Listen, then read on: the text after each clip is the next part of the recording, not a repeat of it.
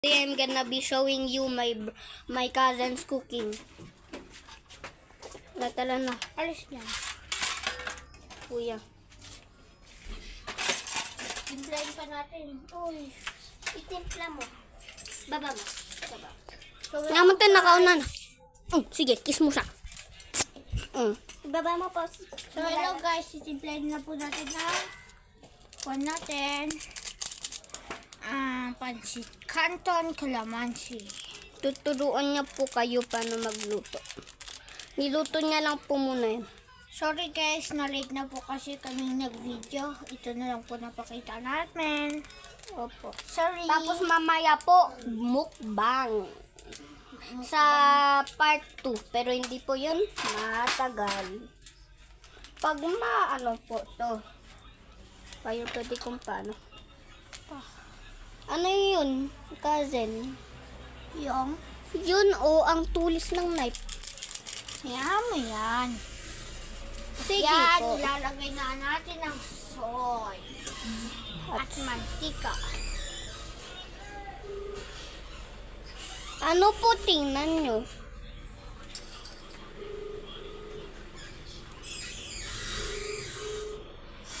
Mukbang! Tingnan nyo po siya.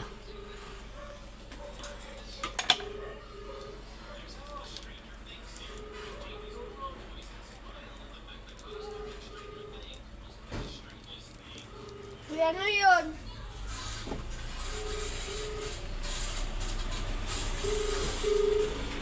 Ayun lang.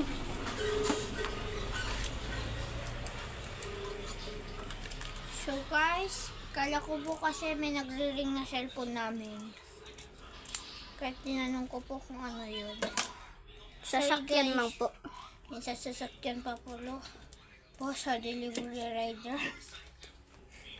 Haluin na po natin. Mukbang na po yan. Diba? Sabihin mo, oo. Kulang pa po ng soy nyo, dagdagan nyo lang po ng soy. Pagdagdagan nyo po ng mas marami, mas magusto. Opo. Ang bango po. Ang bango po, gusto ko na po mapatay. Kakain na po ay lilipat ko na po. Natara na po, kuya. Hintay na, ikaw sa tibel. Papunta na po siya.